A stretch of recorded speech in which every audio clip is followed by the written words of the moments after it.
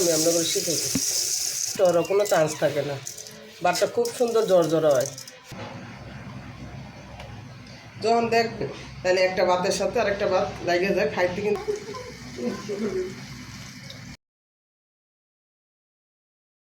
এটা 1 কেজি ওজনের পাতিল। এটার মধ্যে আজকে আমি 1 কেজি ছেলে ভাত রান্না করবো।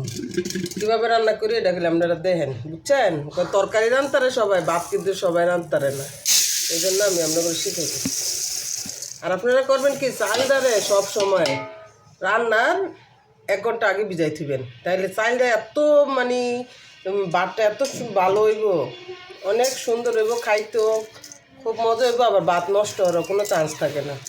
ভাতটা খুব সুন্দর জড়জড়া হয়। এখন আমি পানি দিয়ে এই ভাতটা বসাই দেবো। আপনি 1 কেজি চাল রান্না করলে 1 কেজি পাতিলটা পুরাপুরি বইরা পানি দিবেন, কম পানি দিবেন, ভাত সুন্দর হইতো না, আপনার জর্জর হইতো না। পানিটা একদম ফুল বইরা দিবেন, তাহলে আপনার ভাতটা খুব সুন্দর জর্জর হইব। আর ভাত সুন্দর না হইলে বললাম তরকারি যত সাদারি হোক আপনারা পানিটা দিবেন। আমি কিন্তু বইরাই পানি দিচ্ছি, তারপরে একটা ডাকনা দিয়ে ডাইকে দিবেন, তাতে বলক এসে দেবেন। যখন বলক আইব একটু লালা দিয়ে দিবেন ভাতটা, তাহলে সুন্দর হবে।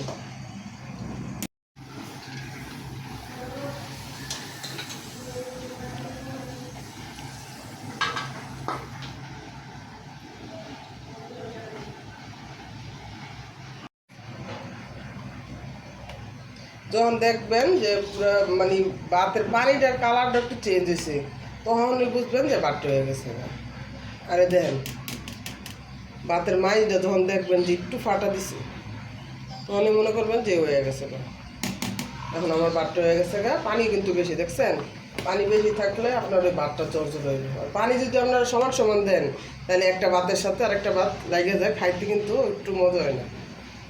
এভাবে ভাত রান্না করবেন, দেখবেন অবশ্যই আপনার সবাই প্রশংসা করবেন। পরে ঠিয়াতে যখন আবার আপনারা উড়াইবেন, উড়াইলে ভাতটা এরকম করে একটা এরকম উজলান দেবেন, বুঝছেন? উজলান দিলে ভাতটা মানে চাক্কা বাইন্দে থাকে না। তারপরে চুলা তুটি স্যাক দিলে যখন একটা শব্দ হয়, আপনার ভাতের একটা শব্দ হইব, যখন ভাতটা পুরো ভালো মতো স্যাক হইব। দেখেন শব্দটা শুনেন,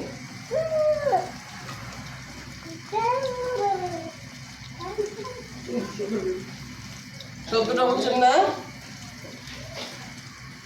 শেষ, তখন ভাতটা উঠে কত জোড়া ভাত, অনেক জোড়া ভাত। তো ভিডিওতে এ পর্যন্তই। সবাই ভালো থাকবেন, সুস্থ থাকবেন, সবার মঙ্গল কামনা করছি। আল্লাহ হাফেজ।